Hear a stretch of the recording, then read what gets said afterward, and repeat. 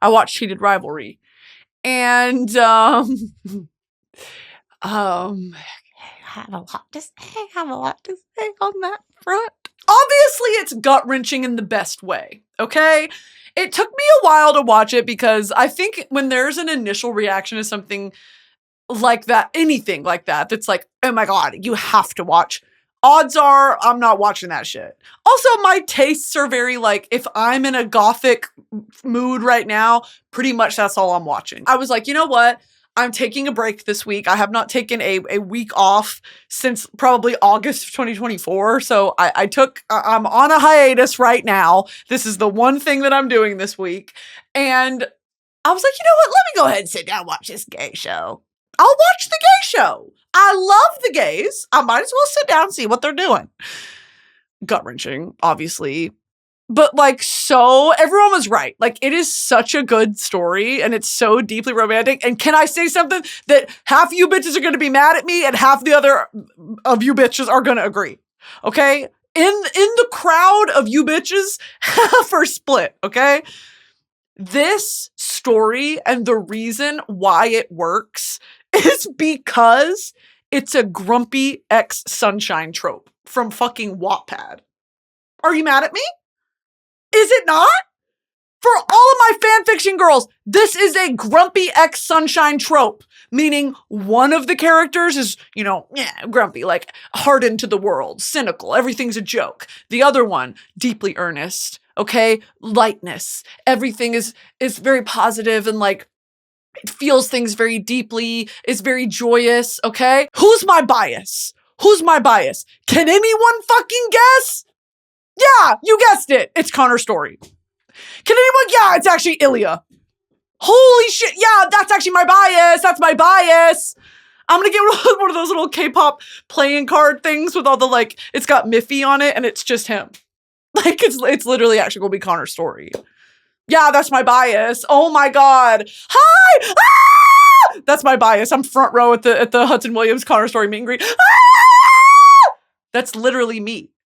I feel like, okay, many things stand out to me. Number one, let's just talk about it, okay?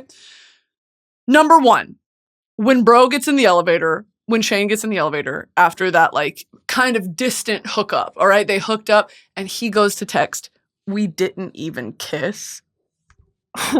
Oh my God. Oh.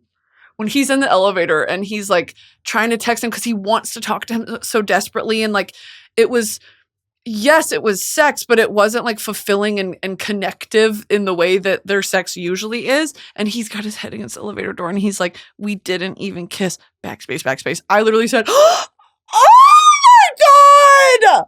That was the first one where I was like, fuck this dumbass stupid show. The second one was, it was just on the tip of my tongue. The phone call in Russian.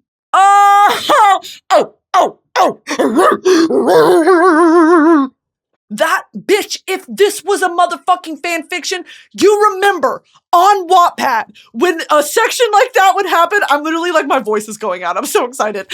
And like, there would be the old Wattpad. I don't know what it looks like today.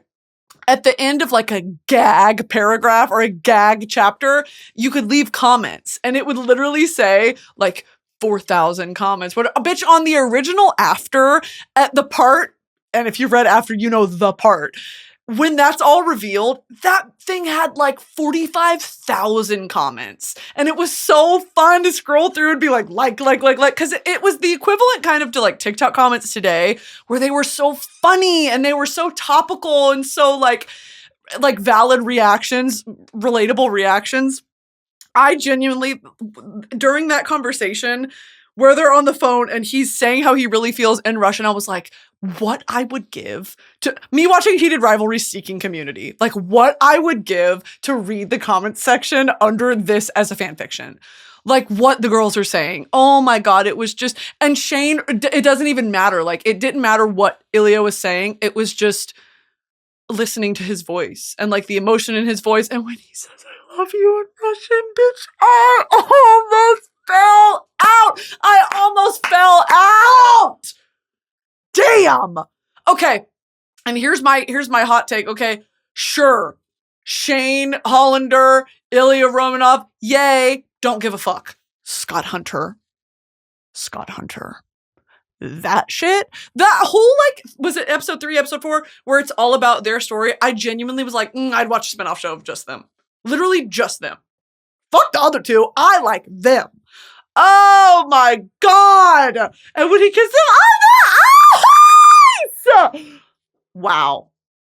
And you know what's so, like, never thought about it in this context? Because for me, I guess as an American, where Americans, even though we're in the most, one of the most regressive stages of, like, public displays of self-expression, I guess, like, it's never, in recent years, been more censored or policed than it is now.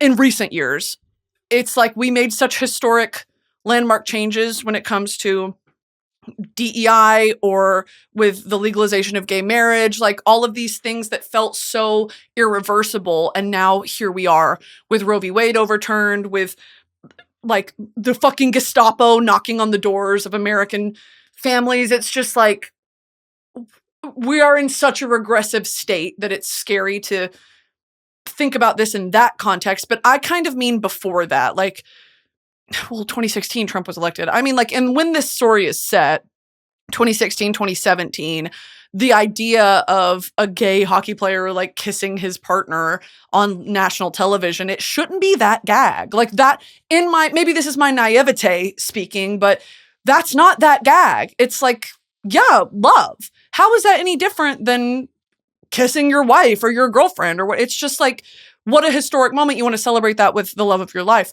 Bitch, I understand, obviously, that it'll never be that normalized. And it's so crazy to be reminded of that. Obviously, like, that's so many people's lived experiences every day of that genuine fear of being able to live out loud. And you would think in a country like America that, in theory, really one of the pillars of this nation is freedom and the freedom of speech and the freedom to live out loud. And it's just not. It is just not. And it is horrific to be reminded of that. And of course, it's not as regressive as some other countries, but even then it's like, oh my God, you would think that as a human race, we're over it. I'm over having to argue that gay rights are human rights, that trans rights are human rights. I'm so sick of this being a talking point when it's just common sense. So watching a show like this, it is kind of like, oh yeah, you know, we are Neanderthals in the grand scheme of things.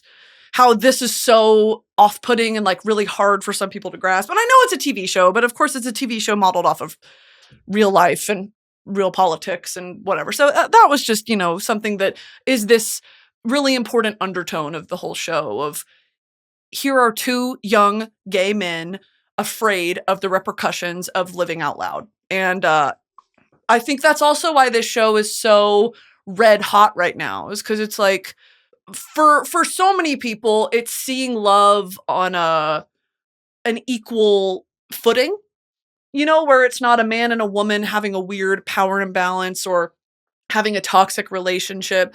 I mean, Ilya and Shane's relationship is toxic in a different way, almost, and like separated by distance, or maybe they push each other away, but eventually, obviously, it doesn't matter.